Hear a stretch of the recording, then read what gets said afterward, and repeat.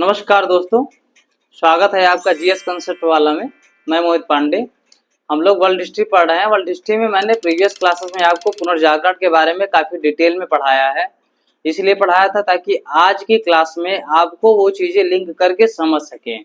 यूँ कहें तो आज की क्लास के लिए ही मैंने आपको पुनर्जागरण पढ़ाया था, क्योंकि हमारे ऑप्शनल में जो हमारा सिलेबस है उसमें प्रबोधन से ही हमारा सिलेबस स्टार्ट हुआ है। अब देखिए, मैंने आपको पुनर्जागरण में जो सारी चीजें पढ़ाई हैं, अगर आपको याद होगा तो किस तरीके से वैज्ञानिक खोजें थोड़ी बहुत होनी शुरू हो गई थी, लोग तर्क पर बल देना शुरू कर दिए थे। तो वही ये सब चीजें अब यहाँ पर और ज्यादा आपको देखने को मिलेगी। एक तरीके से कहें तो वहां पर आपको बिगिनर जैसा महसूस हुआ होगा कि यार चीजें धीरे धीरे शुरू हो रही हैं, लेकिन यहाँ पर आपको बहुत ही विस्तृत रूप में, बहुत ही ज्यादा आपको देखने को मिलेगा कि लोग कितना तर्क कर रहे हैं, कितनी ढेर सारी वैज्ञानिक खोजें हो रही हैं, तब जाकर के लोग अपने जो अंधकार थे उसको तोड़ करके उजाले में आते हैं। तो दोस्तों, आइए शुरू करते हैं, प्रबोधन के बारे में समझते हैं कि प्रबोधन क्या है, इसका क्या सिलसिला रहा है। देखिए, प्रबोधन का जो सीधा सा मतलब होता है एनलाइटनमेंट, यानी कि ज्ञान का प्रकाश। इसमें आप दो शब्द को पकड़ के चलेंगे तो बहुत अच्छी तरीके से समझ सकते हैं। पहला है आपका प्रबोधन, इनलाइटनमेंट, यानी ज्ञान का प्रकाश। तो इसमें पहली चीज आती है आपका पूछताछ। पूछताछ का मतलब है तर्क पर बल देना। दूसरी चीज है इसमें विवेक, मस्तिष्क का प्रयोग, अपने मानसिक चेतना का प्रयोग करना, यानी कि खुद से कोई चीज के बारे में अन्वेषण करना, सोचना, उस पर बल देना, उसके बारे में मंथन करना। प्रबोधन के अंतर्गत ही ये सारी चीजें आती हैं। अब देखिए, 16वीं और 17वीं शताब्दी में विश्व करवट बदल रहा था। वैज्ञानिक क्रांति से पुरानी मान्यताओं की जड़ें हिल चुकी थी।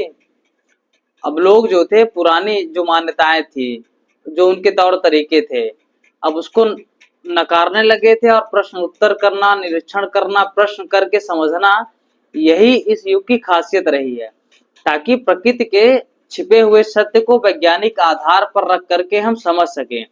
इस युग की सबसे बड़ी बात यह रही है कि अब लोग प्राचीन परंपराओं, तौर तरीकों और उनके जो प्राचीन धर्म ग्रंथ थे उनकी बात को नकारना शुरू करते हैं। उनके आधार पर समझेंगे नहीं, उसको टकराव की स्थिति में लाएंगे, अपने विवेक से यहाँ पर सोचना शुरू कर देते हैं।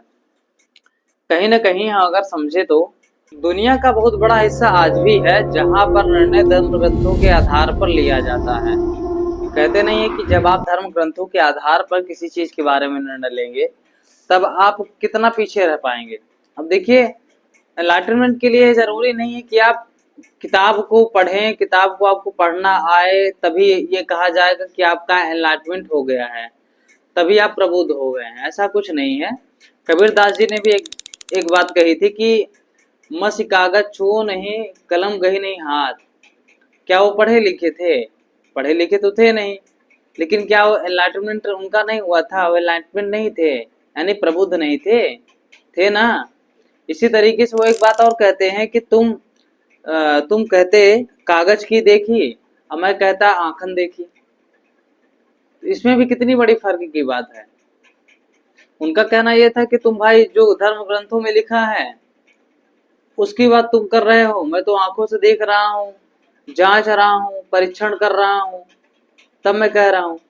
तो कहीं ना कहीं प्रबोधन में ये सारी चीजें बहुत आगे चल करके आपको देखने को मिलने वाली हैं। वाल्टियर, मॉन्टेस्क्यू, कांट, रूसो, यहाँ तक कि न्यूटन, गैलीलियो, कापरनिकस, इन सब के बारे में जब आप जानेंगे कि इन्होंने क्या योगदान दिया, तब आपको समझ में आएगा कि क्या इतना ज्यादा आज के समय में टेक्नोलॉजी जो बढ़ गई है, इसके पीछे का हम रीजन इसी युग को कह सकते हैं, 16वीं से 18वीं शताब्दी को। बिल्कुल, जब आप समझेंगे तब आपको ये महसूस होगा। आइए बात करते हैं अब आगे। देखिए, अगर हम क्रिश्चियन वर्ल्ड में बात करते हैं, आपको एक बहुत बड़ी बात बताता हूं मैं। अगर हम क्रिश्चियन वर्ल्ड में बात करते हैं तो वहां पर एक कहते हैं कि मान्यता, गूढ़ रहस्य बना के रखा गया था कि मनुष्य, वो लोग कहते थे क्रिश्चियन वाले कि मनुष्य जो है, जो वहां के पादरी थे, जनता के लिए एक प्रोपेगेंडा बना के रखा था। वो ऐसा था कि आदम और ईव का कंसेप्ट बनाए थे कि आदम और ईव एक ऐसे प्राणी थे जो स्वर्ग में थे, ठीक, वो लोग कुछ ऐसा काम करते हैं जिससे उनको स्वर्ग से निकाल दिया जाता है। तो जो जिनको निकाला जाता है, तुम लोग उन्हीं की संतान हो। किसको कहा गया? जनता को, लोगों को, कि तुम लोग उन्हीं की संतान हो और तुम में गलती करने की सहज प्रवृत्ति होती है और तुम ऐसे लोग प्राणी हो कि तुम बिना हमारे कभी मोक्ष पा नहीं पाओगे। मोक्ष इन द सेंस कि तुम लोग कभी स्वर्ग में नहीं जा पाओगे। इसीलिए हमको डिवाइन पावर मिला है, हम मैसेंजर के गॉड हैं। हम तुमको दिशा निर्देश देंगे कि कैसे काम करना है। तुम अपने बुद्धि विवेक से काम करोगे तो तुम्हारे अंदर सहज प्रवृत्ति है कि तुम गलत ही सोचोगे, गलत ही करोगे। तो इसलिए तुम अपने बुद्धि विवेक से मत सोचो। उस समय क्रिश्चियन वर्ल्ड में ये मान्यता बहुत ज्यादा विद्यमान थी। जबकि दांते, उनका एक बहुत बड़ा प्रचलित कथन है, उन्होंने कहा था हम लोगों को भी ये चीज एक्सेप्ट करके आज के टाइम पीरियड में भी चलना चाहिए। उन्होंने कहा था कि तुम लोग किसी भी चीज के बारे में संदेह रखो, हर चीज के बारे में तुम संदेह करो। खुद के बारे में करो तो करो, दूसरे के बारे में भी करते रहो। यहाँ तक कि लोग पहले दूसरे के बारे में करते हैं। उनका कहना तो ये था कि तुम खुद के बारे में भी संदेह करो। पहले के लोग खुद के बारे में ही संदेह करते थे, अपने आप को पापी समझते थे कि हम मनुष्य के तन में जन्म ले लिए, हमने बहुत बड़ा पाप कर लिया है। इस तरीके का कंसेप्ट बना करके वहां पर लोग रखे हुए थे क्रिश्चियन वर्ल्ड में। तो कहीं ना कहीं ये सब चीजें बहुत ज्यादा कुरीतियों से विद्यमान थी, जैसा कि हम लोग देख भी रहे हैं। अगर हम बात करते हैं कि जो वैज्ञानिक रहे हैं, जितने भी ढेर सारे वैज्ञानिक थे, वहां पर बहुत ढेर सारी खोजें करते हैं। तो देखिए, यूरोप में वैज्ञानिक दृष्टिकोण की अगर हम बात करते हैं कि यूरोप में जो वैज्ञानिक दृष्टिकोण था वो किस प्रकार से उठा, कहाँ तक फैला, तो इसके 3 प्रमुख केंद्र थे। पहला जर्मनी था, दूसरा था इटली और तीसरा हम कहें स्पेन और पुर्तगाल को। तो अगर मैं बात करता हूँ इटली की, ठीक, इटली में कितनी ढेर सारी कला की चीजें आपको देखने को मिलती हैं। मैंने आपको पहले फर्स्ट लेक्चर में मैंने आपको इटली के बारे में काफी डिटेल में बताया था कि इटली को ही पुनर्जागरण की जननी क्यों कहा जाता है। मैंने आपको समझा दी का बहुत डिटेल में बता भी दिया है। उस चीज को रिवीजन करके चलिएगा, आगे पाठ पीछे सपाट ऐसी स्थिति आएगी तो फिर दिक्कत हो जाएगी सर। तो ईमानदारी से पढ़ते हुए रिवीजन करते हुए चलिएगा। अगर हम बात करें वैज्ञानिक केंद्रों की, ठीक है, इटली में बात करते हैं, तो इटली में जो केंद्र था ये यथार्थ कला का था। जैसे अगर हम बात करें शरीर रचना हो, शरीर क्रिया विज्ञान, दृष्टिमय जगत, मैंने आपको बताया था लियोनार्डो दा विंची के बारे में, किस तरीके से वो मुर्दा घर में जाते थे, मुर्दे के एक एक नस्ल को उकेरते थे, चीर फाड़ करते थे, फिर उसके बाद अपने कला में उसको अंकित करते थे। मैंने आपको दिखाई भी थी, बताया भी था। भाई लियोनार्डो दा विंची एक प्रकार से ऐसे व्यक्ति थे जो जंतु विज्ञान में महारत हासिल था उनको, भूगर्भ शास्त्री थे, खगोल शास्त्री थे, वनस्पति शास्त्री थे। मतलब कि लियोनार्डो दा विंची एक तरीके से कहें बहुत ही महान आदमी थे। अगर हम बात करते हैं आगे कला और विज्ञान के दर्जा जो मिला जिस तरीके से इटली में, उससे काफी ज्यादा महत्व मिलता है जो मर्केंटलिज्म आया था समय, जिस समय वाणिज्यवाद हुआ था। तो जो वहाँ के धनी व्यापारी थे वो कितना ज्यादा कला को संरक्षण देना शुरू कर दिए। भाई एक तरीके से शौकीन बनने लगे, कला के पोषक हो गए। वहां पर आपको देखने को मिलेगी इटली में कला, ठीक। दूसरा दक्षिणी जर्मनी की बात करें, यह एक पर्वतीय क्षेत्र है, क्राको पर्वत के आसपास आपको देखने को मिलेगा। यहाँ पर 2-3 चीजें बहुत ज्यादा फेमस थी। फेमस क्या थी, एक तरीके से कहें वहां पर ये सारी चीजें चल रही थी। पहला था खनन उद्योग, दूसरा था धातु कर्म विज्ञान से विशेष रुचि प्रदर्शित की गई थी कि धातु कर्म विज्ञान से धातुओं को तराशा जाता था, लोहा वगैरह हम लोग पढ़े भी हैं। खनन उद्योग था, वहां पे कोयला का खदान हो चाहे लोहा का खदान हो, वहां पर आपको मिलेगा। अब स्पेन और पुर्तगाल में बात करें, मैंने आपको बताया था स्पेन और पुर्तगाल में जिस तरीके से नेवल पावर मजबूत है उतना हमारे भारत का नहीं है। इसके पीछे का रीजन ये था कि उनको खोजी अभियान चलाने की आवश्यकता पड़ी थी, हमको उतनी आवश्यकता थी नहीं, खुद में परिपूर्ण थे। तो वहीं कहीं ना कहीं इन्होंने भौगोलिक खोजों से विश्व को भौगोलिक आकार को उजागर किया। भाई जब ये भौगोलिक खोज किए, नई दुनिया को तलाशे, अमेरिका की खोज की, भारत की खोज की, बड़े बड़े नेवल पावर हैं इनके, सुदूर यात्रा कर रहे हैं, नई सभ्यताओं के संपर्क में आ रहे हैं, तो ये चीजें काफी ज्यादा महत्वपूर्ण हो जाती हैं।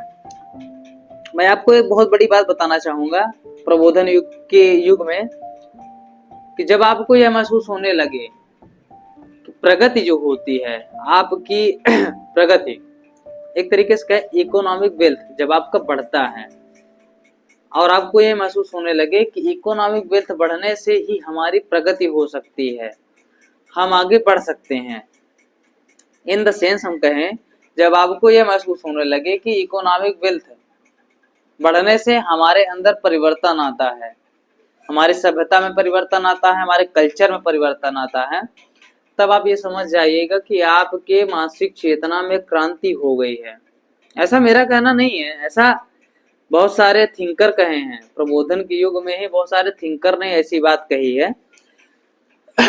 अब देखिए, वहीं पर अब हम बात करते हैं कुछ वैज्ञानिकों के। ठीक है, जो वैज्ञानिक रहे हैं उन्होंने क्या योगदान दिया, कितना बड़ा योगदान दिया, अगर हम बात करें तो उसमें से सबसे पहले नाम किसका आप लेना चाहेंगे वैज्ञानिकों में? आप जरा सोचिए, उस समय मैं गुटेनबर्ग को हूँ, जिन्होंने प्रिंटिंग प्रेस का आविष्कार करके आम जनता तक पढ़ने लिखने का अवसर उपलब्ध करा दिया। किताबें सस्ती हो गई। मैंने आपको बताया था ना कि लगभग 50 सालों में 2 लाख से ऊपर प्रतियां बिकनी शुरू हो गई थी। काफी ज्यादा उस समय लेखन कला में, चाहे वो किसी की लेखनी हो, चाहे वो कोई नाट्य रूपांतरण हो, चाहे कोई ट्रेजेडी हो, चाहे कोई कॉमेडी हो, उसका प्रचार प्रसार कितना आसान हो गया। गुटेनबर्ग ने 1440 ईस्वी में जिस तरीके से प्रिंटिंग प्रेस का आविष्कार किया, जर्मनी के थे। हम इनको सबसे बड़े आविष्कारक कहें या न्यूटन को कहें जिन्होंने ग्रेविटेशनल लॉ दिया, कापरनिकस को कहें जिन्होंने ये बताया कि पृथ्वी गोल है, या फिर हम गैलीलियो को कहें जिन्होंने एक कहते नहीं कि पाइप नुमा चीज का आविष्कार किया जिसको दूरबीन कहा जाता है। उससे इतनी बड़ी क्रांति आ गई कि लोग, चर्च के जो लोग थे उनको भी इन सब चीजों के बारे में इंटरेस्ट हो गया कि यार ऐसी कौन सी चीज है जो सुदूर दूर है, हमको इतने पास में दिखाई दे रही है। आप अपने मस्तिष्क से विचार से सोच करके हमको बताइए कि हम किसको कहें कि इस युग के सबसे बड़े अग्रदेता थे। देखिए, मैं आपको बताता हूं, इस युग में जितने भी लोग रहे हैं सब ने अपने अपने स्तर पर बहुत ही अच्छा काम किया है, बहुत ही बढ़िया काम किया है। अगर मैं बात करूं शुरू से एक एक वैज्ञानिकों की, तो सबसे पहले नाम आता है कॉपरनिकस का। कॉपरनिकस ने हेलियोसेंट्रिक थ्योरी दी। इन्होंने हेलियोसेंट्रिक थ्योरी दिया था। इन्होंने बताया कि पृथ्वी गोल है, सूर्य जो होता है वह गैलेक्सी में रहता है, जो पृथ्वी है वो हमारा केंद्र नहीं है, बहुत ढेर सारे गैलेक्सी हैं इस यूनिवर्स में। जैसा सूर्य है ऐसा ढेरों सारे तारे हैं। पृथ्वी गोल है, ये घूमती रहती है अपने अक्ष पे। दिन रात का कंसेप्ट भी ये बताते हैं कि दिन क्यों होता है, रात क्यों होता है। कॉपरनिकस थे। अब देखिए, उस समय कुछ ऐसी प्रचलित मान्यताएं थी कि जब लोगों को यह कहा जाता था कि अगर आप किसी चीज के बारे में खोज करते हैं, अन्वेषण करते हैं, तो आपको जेल में डाल दिया जाएगा, आपको सजा दे दिया जाएगा, आपको मार दिया जाएगा। इस तरीके की विचार धारणा, घटनाएं उस समय हो रही थी मध्यकालीन यूरोप में। अब देखिए, कहीं ना कहीं हम अगर आज के टाइम पीरियड को देखें, अगर हम ये कह दें कि अगर आप किसी चीज के बारे में खोज करते हैं तो आपको मार दिया जाएगा, उतना नहीं सही है। अगर हम ये कह दें अगर आप धर्म के खिलाफ बोलते हैं तब आपको कहीं ना कहीं कटघरे में खड़ा होना ही पड़ेगा। तो आप कितना सहमत हैं मुझसे? थोड़ा तो सहमत होंगे ही ना भाई, कि धर्म की बात आ रही है, इसका मतलब आप धर्म के बारे में गलत नहीं कह सकते हैं। क्योंकि हम लोग इमोशन से सोचते हैं, धर्म को लेकर के हमारा इमोशंस आता है, हमारा मस्तिष्क, हमारा विवेक काम नहीं करता है जब धर्म की बात आती है। तो उस समय मध्यकाल में कहीं ना कहीं यही सारी चीजें फैली हुई थी। जितने भी वैज्ञानिक आते हैं, जितने भी थिंकर आते हैं, अपनी बात रखते हैं, वैज्ञानिक लोग अपनी थ्योरी रखते हैं, अपने इन्वेशन को दिखाते हैं, तो कहीं ना कहीं उनके ऊपर हर्षी यानी कि धर्म विरोधी का एक धब्बा लगा करके उनको जेल में डाल दिया जाता था, उनको सजा दे दी जाती थी। आप समझ रहे हैं कि सजा दे देना एक अच्छे नियम के लिए, जो लॉ ला रहा है आदमी, जो ग्रेविटेशन का नियम दे रहा है, उसके लिए आप अप्रिशिएट करने की बजाय आप उसको हर्षी मान रहे हैं। हर्षी का मतलब होता है धर्म विरोधी। हर्षी मान करके आप उसको नजरबंद कर रहे हैं, आप उसको फोर्स कर रहे हैं कि तुम अपने बात को वापस लो, तुमने जो कहा है उस चीज को वापस लो, माफी मांगो कि मुझसे गलती हो गई है। मध्यकालीन यूरोप में ये सारी चीजें आपको देखने को बहुत सारी कुरीतियों को मिलेगी। तो मैं आपको बता रहा हूँ, देखिए कापरनिकस जो थे, इन्होंने जीवन में प्रत्यक्ष सजा तो नहीं दी गई इनको, लेकिन इनकी किताब पर प्रतिबंध लगा दिया गया। अब जो इनके चेले थे, ठीक, इनके 2-3 चेले भी रहे हैं, उनके साथ बहुत ज्यादा अन्याय हो जाता है। अन्याय इस रूप में कि उनको सजा मिलती है और काफी ढेर सारी सजा इनको झेलना पड़ता है। आप जानते भी होंगे जियोर्डानो ब्रूनो एक ऐसा आदमी है जिन्होंने कापरनिकस की जितने भी रिसर्च रहे हैं खूब अच्छे तरीके से इसको पढ़ा समझा कि कापरनिकस ने जो अपनी थ्योरी दी इसके पीछे का क्या इंटेंशन रहा है, उन्होंने कौन से एप्लीकेशन को फॉलो किया। तो उन्होंने कापरनिकस के जो सूर्य केंद्रित यानी कि हेलियोसेंट्रिक जो धारणा थी, उन्होंने जियोर्डानो ब्रूनो ने उसको समर्थन दिया। कहा कि ब्रह्मांड अनंत है और अन्य तारे भी सूर्य की तरह जिनके अपने अपने ग्रह हैं वो यूनिवर्स में हो सकते हैं, केवल सूर्य ही ऐसा नहीं है एक तारा है।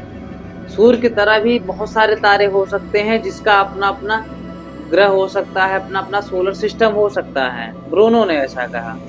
लेकिन होता क्या है, इन विचारों को चर्च ने हर्षी माना और 1600 ईस्वी में इनको जिंदा जला दिया गया हर्षी मान करके। जबकि ब्रूनो बहुत अच्छे विद्वान थे, इन्होंने जितने भी चीजें अपनी थ्योरी दी थी बकायदा एप्लीकेशन के साथ। गैलीलियो ने दूरबीन का आविष्कार करके कोपरनिकस की हेलियोसेंट्रिक अवधारणा को और मजबूत कर दिया। जब उन्होंने दूरबीन का आविष्कार किया तो आप जानकर के आश्चर्य होंगे कि उस समय इतनी ज्यादा हतोहात, एक तरीके से क्रांति आ गई कि जब चर्च के सामने, चर्च के बाहर ये खड़े थे, इन्होंने दूरबीन लगा करके चीजों को देखना शुरू किया। चांद को देखे, उसके जितने भी ग्रह हैं उन सब चीजों के बारे में जाना समझा। बृहस्पति के जितने भी उपग्रह हैं उसको देखा, सूर्य को देखा, लोगों को दिखाया। लोग आश्चर्यचकित थे देख करके कि जो काफी लोग हंस भी रहे थे, जो मान्यता बनाकर रखे थे कि हमारा केवल पृथ्वी एक ग्रह है और कोई ऐसा ग्रह नहीं है, सूर्य पृथ्वी का चक्कर लगाता है, ऐसा कुछ दिखा ही नहीं दूरबीन में। लोग देख रहे हैं कि बृहस्पति के भी जो उपग्रह हैं वो चारों ओर चक्कर लगा रहे हैं, घूम रहे हैं। सूर्य को देख रहे हैं कि सूर्य भी भाई स्थिर है, पृथ्वी चक्कर लगा रहा है कि नहीं लगा रहा है। दूरबीन से सारी चीजें पता चल रही हैं। अब पृथ्वी का चक्कर चांद लगा रहा है, मतलब उसका उपग्रह है, तो चीजें काफी ज्यादा क्लियर हो रही थी। और उन्होंने देखा कि सूर्य में एक तरीके से ब्लैक स्पॉट है, तो वो समझ गए कि कहीं ना कहीं सूर्य जैसा ग्रह काफी यूनिवर्स में काफी ढेर सारे ऐसे ग्रह होंगे, ऐसा नहीं है, हम ऐसा नहीं कह सकते हैं। जबकि पृथ्वी सूर्य के चारों ओर चक्कर लगाता है, उन्होंने ये प्रमाणित कर दिया, अपने दूरबीन के द्वारा दिखाया। लेकिन उस समय होता क्या है कि गैलीलियो को हर्षी मान करके इनको नजरबंद कर दिया जाता है। भाई इनको कहा जाता है कि आप धर्म विरोधी हैं, आप हर्षी हैं। इतने बड़े महान वैज्ञानिक को नजरबंद कर दिया जाता है। अब बात करें अगर हम दूसरे वैज्ञानिक की, माइकल सर्वश्रेष्ठ, इन्होंने पल्मोनरी सर्कुलेशन के बारे में शुरुआती में सिद्धांत दिया। पल्मोनरी सर्कुलेशन यानी कि रक्त संचार है, ब्लड से रिलेटेड है। अब देखिए पल्मोनरी सर्कुलेशन से कौन सी क्रांति आ सकती है भाई। अब देखिए कहीं ना कहीं ये कहा गया था ना कि आदम और ईव का जो कंसेप्ट बना के रखे थे कि आप आदम और ईव की संतान हैं, क्या कहते हैं, पिता पुत्र और संतान की बात पल्मोनरी सर्कुलेशन कहता है। जब वो ब्लड की जांच करते हैं, टेस्ट करते हैं, रक्त संचार के बारे में जानते हैं, वेन्स के आर्टरी के बारे में नॉलेज आती है, जब पढ़ते हैं रिसर्च करते हैं तो उनको पिता पुत्र और संतान के अलावा और उनको कुछ ऐसा दिखता नहीं है कि भाई हमारे अंदर आत्मा कहाँ है, रहस्य कहाँ कोई छिपा हुआ है। तो लोग तर्क करते हैं इस चीज के बारे में, तो उनको हर्षी मान लिया जाता है। इनको कहा गया कि आप धर्म विरोधी हैं, इनको जिंदा जला दिया गया। भाई कहा गया कि आप ज्यादा साइंटिस्ट बन रहे हैं, आप हमको बताएंगे कि आत्मा परमात्मा कहाँ है। जबकि उन्होंने, उनका सीधा सा कहना यही था कि ब्लड जो बॉडी है, बॉडी में हड्डी है, मांसपेशी है, नसें हैं, इसमें ब्लड का सर्कुलेशन होता है। जब कोई नसें कट जाती है तो ब्लड निकलता है। पाप करने से ब्लड नहीं ना निकलेगा। इनका कहना यही था, केवल सिंपल सा। इनको हर्षी मान करके जिंदा जला दिया जाता है। माइकल सर्वश्रेष्ठ इनका नाम है। हम बात करें रोजर बेकन की, तो इनके साथ तो बहुत बड़ा अन्याय हुआ। प्रयोगात्मक विज्ञान, गणित और ऑप्टिक्स पर इन्होंने काफी रिसर्च किया, काम किया। इन्हें भी धर्म विरोधी माना गया, हर्षी माना गया। इनको इनके ही घर पर नजरबंद कर दिया गया। कहा गया कि आप बाहर नहीं निकलेंगे। मध्यकालीन यूरोप में देखते हुए चलिएगा, समझते हुए कि उस तरीके पे वैज्ञानिकों पर इतना ज्यादा पाबंदियां लगी हुई थी, समझते हुए चलिएगा। अब बात करें अगर हम आगे कि भाई प्रबोधन कालीन में जो चीजें इतना ज्यादा कुरीतियां विद्यमान थी, तो नई प्रकाश आई कहाँ से, विरोध को कैसे टूटा, तो उस पड़ाव पे आइए अब हम बात करते हैं। अब आइए हम बात करते हैं आगे प्रबोधन के विशेषताओं के बारे में। आप नोट डाउन भी करते हुए चलिएगा, नोट्स बनाते हुए चलिएगा, ताकि चीजें ज्यादा क्लियर रहें, लॉन्ग टाइम तक याद भी रह सके।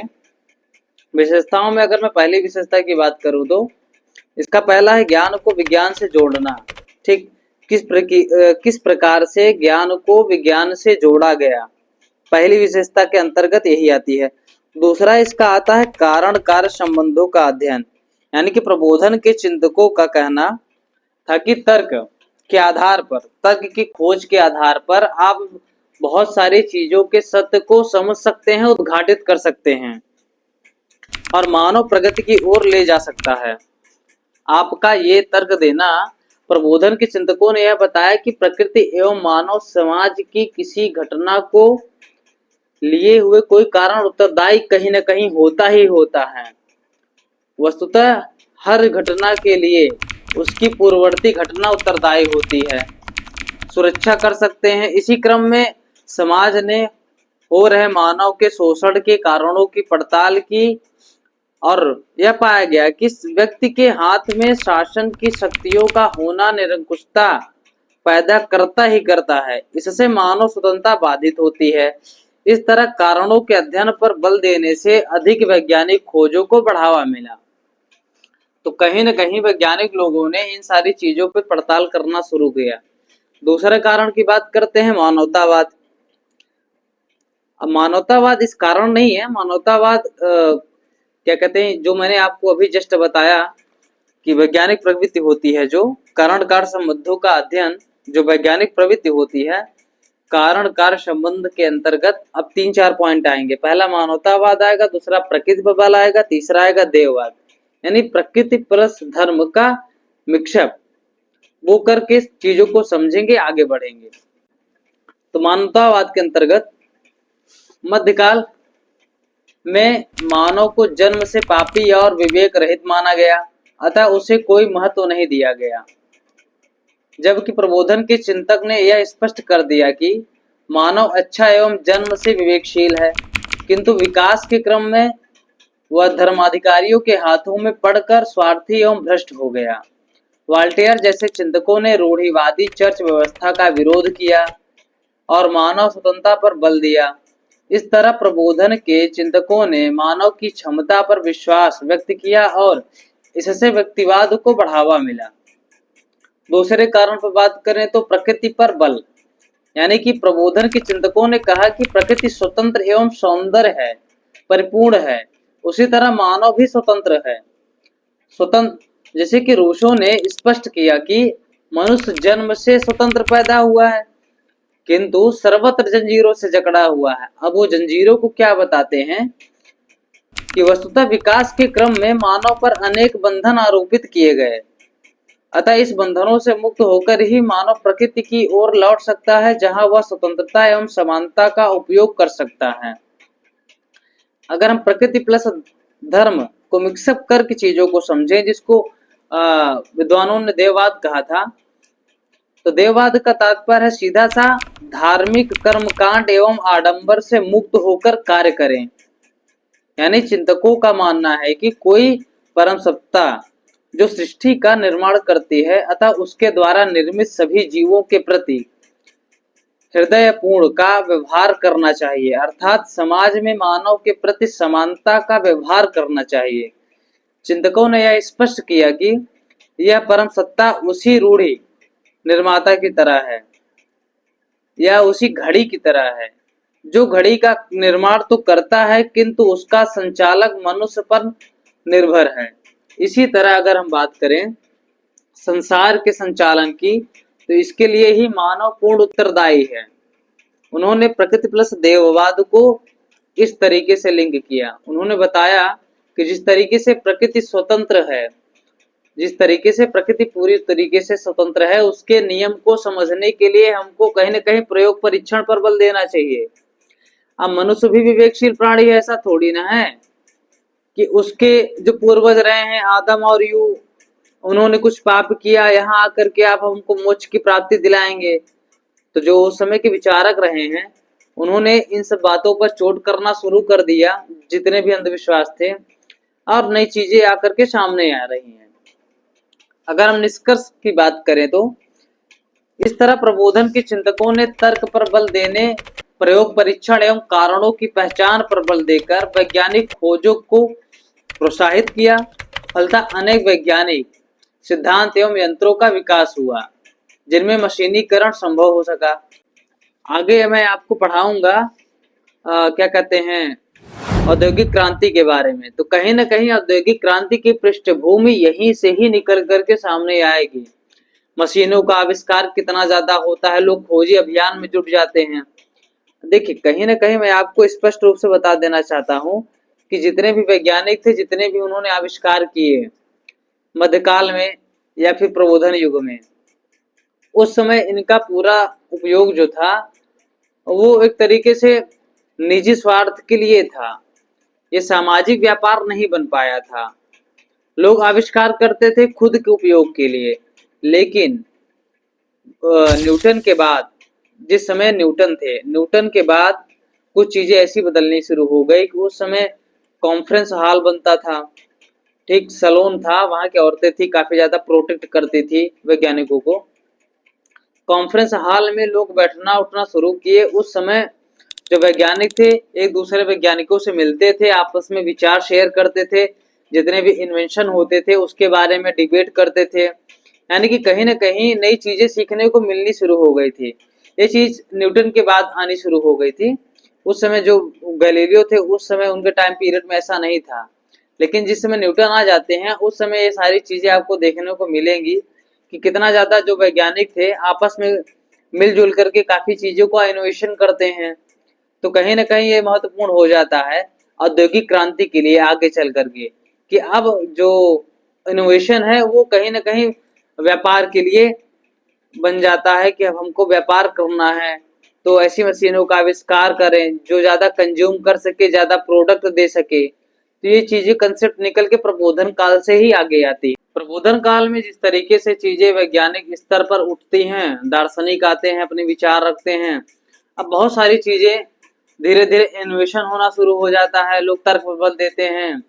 तो ये इन सब चीजों को डिटेल में हम लोग पढ़ेंगे नेक्स्ट क्लास में और आगे। अब मैं आगे आपको बताऊंगा कांट के बारे में, रूसो के बारे में, वाल्टेयर के बारे में, मॉन्टेस्क्यू के बारे में। इन दार्शनिकों के बारे में बात करेंगे कि इन्होंने अपनी क्या एप्लीकेशन दी है, क्या इनके लास्ट थे। अब फिर इसके बाद हम लोग बात करेंगे आरंभिक समाजवाद के बारे में। रॉबर्ट ओवन हो गए, महारानी कैथरीन हो गई, फ्रेडरिक द्वितीय हो गए, किस तरीके से महारानी कैथरीन लड़कियों के बारे में, महिलाओं के बारे में बहुत सारी भलाइयाँ करती हैं, स्कूल कॉलेजेस खुलवाती हैं, उनके काम के घंटे को निर्धारित करती हैं। फ्रेडरिक ने दलदली जमीनों को कृषि योग्य बनाने के लिए किस तरीके से कदम उठाया, या एक तरीके से कहें कि हितकारी नीति अपनाने लगते हैं इन्हीं सब विचारकों से प्रेरित होकर के। तो नेक्स्ट क्लास में हम लोग पढ़ेंगे। बस आज के लिए इतना ही। नेक्स्ट क्लास के लिए आप लोग रिवीजन करके आइएगा। नमस्कार।